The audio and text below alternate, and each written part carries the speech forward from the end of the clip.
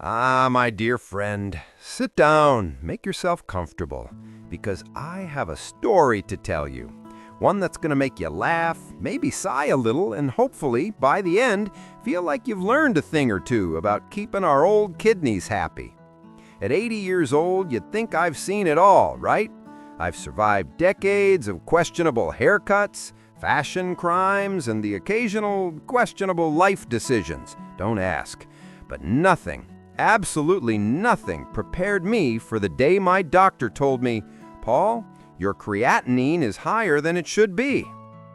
Now, if you're like me, when I first heard the word creatinine, you probably had that look on your face. Eyes wide, mouth slightly open, heart skipping a beat. Because what in the world is creatinine? Is it some newfangled health craze? A type of yoga for seniors? Nope. It's that little number on your lab report that your kidneys really, really care about. High creatinine means your kidneys might not be filtering blood as well as they should. And let me tell you, kidneys at 80 are like old coworkers. You remember them fondly, but you can't rely on them to do everything perfectly anymore.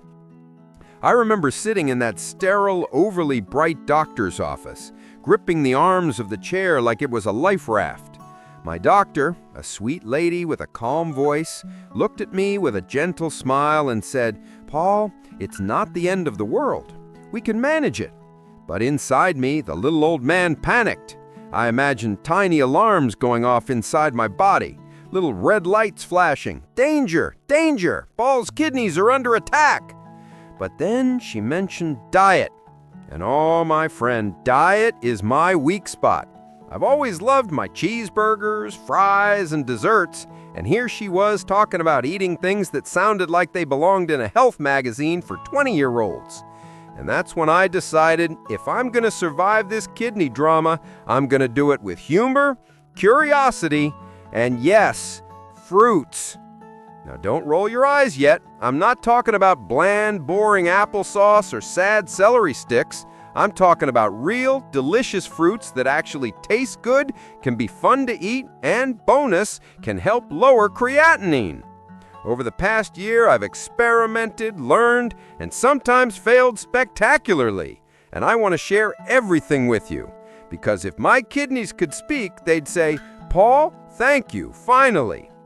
Now let's start with my first and favorite little soldier, the apple. Ah, apples. Who'd have thought that a simple red fruit could feel like a tiny victory every morning? I started with one small apple before breakfast each day. You know that feeling when you bite into something crisp, juicy, and slightly sweet? That was my new ritual. And apparently, apples are full of fiber, which helps your kidneys flush out toxins.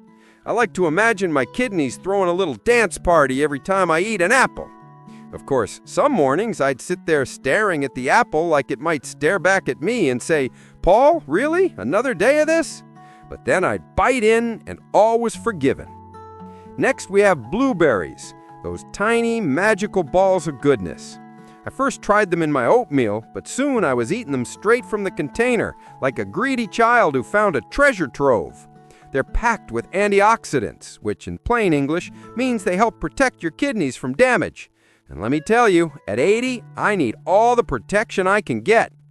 Blueberries are also fun to eat because they stain your fingers and teeth a little, and nothing makes me feel more alive than having purple-stained fingers while telling a story. Then came pomegranates. Oh, the joy and frustration of pomegranates. Have you ever tried extracting those little ruby seeds? At first, it felt like trying to defuse a tiny fruity bomb. I remember the first time I tried, juice splattering all over the counter, and me muttering, "Well, that's one way to redecorate the kitchen." But once I got the hang of it, I couldn't stop. Each seed is a burst of flavor and antioxidants. I even started joking with my neighbors that I was collecting tiny jewels for my kidneys, and they'd just roll their eyes at my antics. But I didn't care. It felt good to take my health into my own hands, literally, seed by seed. Next came strawberries. Bright, cheerful, slightly messy, and full of vitamin C. I love strawberries because they remind me of summer afternoons, long before we worried about creatinine or kidney numbers. Back then, I would pick them from a patch near my house, Drew dripping down my chin, laughing like a child. Now I'd buy them at the store, but the memory makes every bite a little sweeter. And let's be honest, at 80, finding small joys is essential. Our bodies may creak, our hair may thin, but we can still enjoy the little pleasures. And finally, watermelon. Watermelon, the king of hydration. At first, I thought of it just as summer fun, a treat for picnics. But then I realized it's a kidney's dream. Packed with water, it helps flush out creatinine and toxins. I started having a slice after lunch every day, feeling like I was giving my kidneys a mini spa treatment. There's something magical about biting into a slice of watermelon, juice running down your fingers, and feeling slightly ridiculous but completely happy. That's the beauty of life at our age. Little moments of joy matter more than grand gestures. Of course, I didn't get it right all the time. There were mornings when I'd look at the apple, the blueberries, the strawberries, and then sneak a donut from the pantry because, well, old habits die hard.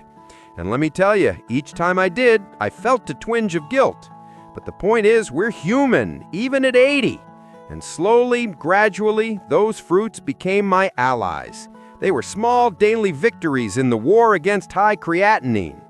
I remember one day I was sitting on my porch, a plate of fruit in front of me, sunlight catching the juice of the watermelon, and I thought, Paul, this isn't just about kidneys, this is about life. Because keeping healthy at 80 isn't about restriction. It's about joy, laughter, and making choices that feel good and do good at the same time. And these fruits, as simple as they seem, became my companions, my little daily reminders that age is a number, not a sentence. And speaking of companions, let me tell you a funny story. My neighbor, Mrs. Jenkins, who's 93 and sharper than a tack, caught me eating a pomegranate seed directly from the fruit and said, "Paul, you're making a mess again, I see." I replied, "Mrs. Jenkins, I'm cultivating kidney jewels." She laughed so hard, juice dripping down her chin, and in that moment, I realized the importance of humor. At our age, laughter might just be as important as any fruit. Now, I want to pause here and remind you, if you're enjoying this little journey with me, go ahead and like the video, comment your favorite fruit for your kidneys, and subscribe. I promise the next part is going to get even juicier, pun intended. You'll learn about the 7 fruits you absolutely need to avoid, and some of them might surprise you. And yes, I'll share the times I fell into temptation and learned the hard way. But before we go there, let's reflect for a moment. Eating fruits isn't just about health, it's about reclaiming small pleasures in life. At 80, every day is precious. Every bite of apple, every handful of blueberries, every juicy watermelon slice is a tiny celebration. And my kidneys? They deserve that celebration too. After all, they've been silently working for decades while I enjoyed life with a wink, a laugh, and maybe one too many desserts. I remember a rainy afternoon last month, sitting by the window with a bowl of strawberries and blueberries, watching the rain trickle down. I thought about how lucky I am to have lived this long, to have learned a bit about taking care of myself, and to have discovered the magic of fruits. Life doesn't always come with clear instructions, but sometimes it gives us small gifts. For me, these fruits were gifts. They were tiny, edible hugs for my kidneys. And here's something else I learned along the way. Consistency beats intensity. I didn't have to eat a mountain of fruit. Just a little each day consistently was enough to see results. My creatinine slowly started to improve, my energy felt better, and honestly, my mood lifted too. It's amazing how something as simple as fruits can change your outlook, your health, and even your day. There were challenges, of course. There were days when I wanted cake more than apples, when the blueberries looked too small and tedious, and the pomegranate seeds seemed like tiny battles I didn't want to fight. But each day, I reminded myself 80 is not too late. It's never too late to start caring for yourself, to make choices that support your health, to find joy in the small things. And my dear friend, that's what this journey is about. And that, my dear, brings us to the end of this first part of my story. Remember, it's not just about lowering creatinine, it's about taking joy in the process, laughing at yourself, and appreciating the little victories. Apples, blueberries, pomegranates, strawberries, and watermelon, they're more than fruits. They're friends, allies, and little reminders that at 80, we can still make choices that matter, that bring us health, happiness, and maybe even a little pride. So sit tight, because the next part of the story is where it gets intense. We'll talk about the fruits to avoid, the mistakes I made, and the lessons I learned the hard way. And of course, there will be laughter, memories, and a little wisdom sprinkled in. Because at 80, every story, every bite, every laugh counts. And I promise you won't want to miss it. Now, my dear friend, let's talk about the darker side of fruits.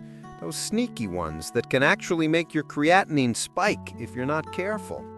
Yes, I know, it sounds almost cruel. Fruits that are bad for you? But at 80, life loves to keep us humble. I learned this the hard way, through trial, error, and a few moments of sheer regret. First on the avoid list is grapes. I know, it sounds ridiculous. Grapes, those tiny sweet things that look so innocent, right? But for seniors like us, grapes can be tricky because they contain high levels of natural sugar. One day, I decided to make a fruit salad, thoughtlessly tossing in a generous handful of grapes. Minutes later, I felt bloated and sluggish. My doctor later explained that too many grapes could stress the kidneys because of the sugar content. Lesson learned, grapes are delicious, but moderation is key, and sometimes less really is more. Next, we have bananas. Oh, my sweet, guilty banana moments.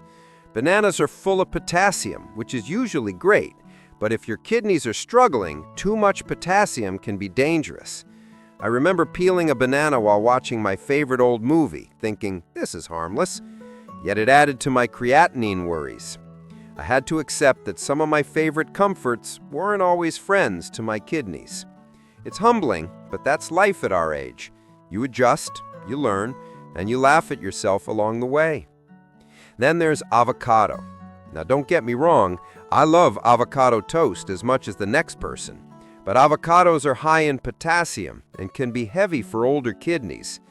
I once had a brunch with avocado on everything, sandwich, smoothie, even as a garnish.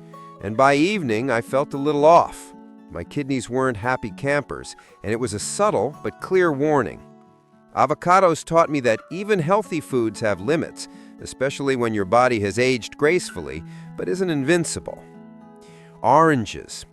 Citrus. Bright, cheerful, and full of vitamin C, but also high in sugar. I used to think of oranges as my little daily vitamin boost, but overindulging can cause creatinine spikes. I remember a sunny morning, sitting on my porch with a glass of freshly squeezed orange juice, feeling proud of my health-conscious choice. By mid-afternoon, I felt sluggish and bloated. That's when I realized too much of even good things can backfire. It's a lesson in balance, my dear, something we seniors must learn more than anyone else. Cherries are another tricky fruit. They're tiny, sweet, and oh so tempting. I once went on a cherry binge during a family gathering, popping them into my mouth like candy. By the next day, my kidneys were letting me know that cherries in excess weren't ideal for my situation. It's funny, really. Some of the most innocent pleasures can come with hidden consequences. But that's the beauty of learning, even late in life. You get wiser, a little slower, and hopefully a little funnier along the way. Mangoes. Now here's a real temptation. Sweet, juicy, tropical delights. I fell for them more times than I care to admit.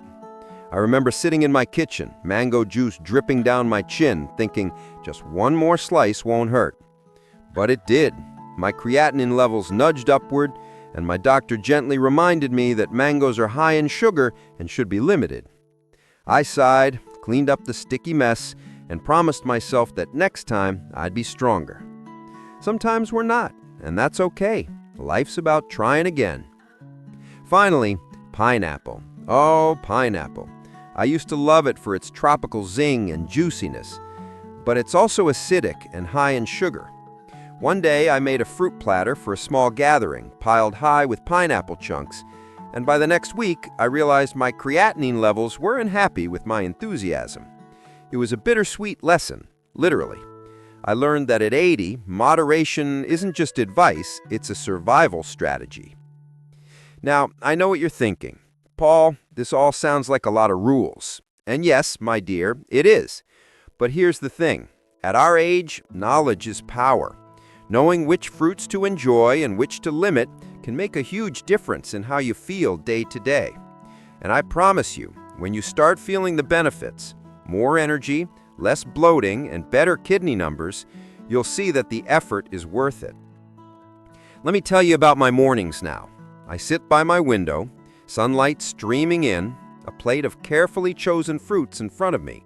Apples, blueberries, strawberries, a few pomegranate seeds, and a slice of watermelon.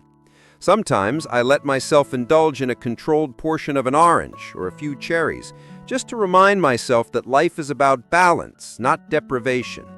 And as I eat, I reflect on the journey, from panic and confusion over high creatinine to a place of understanding, humor, and control. And I also want to share some personal stories because, my dear friend, life isn't just about the science, it's about the experiences. There was a day when I tried to make a smoothie with everything in the fruit bowl: grapes, bananas, pineapple, the works. I took one sip and immediately regretted it. My stomach protested, my kidneys grumbled in protest, I swear I could hear them. And I sat there laughing at myself, realizing that even at 80, I could still make rookie mistakes. But each mistake taught me something. Each misstep was a lesson in listening to my body, in paying attention to what works and what doesn't. And humor, my dear, is crucial. I remember telling my grandson about my fruit mishaps, and he laughed so hard he almost fell off the chair.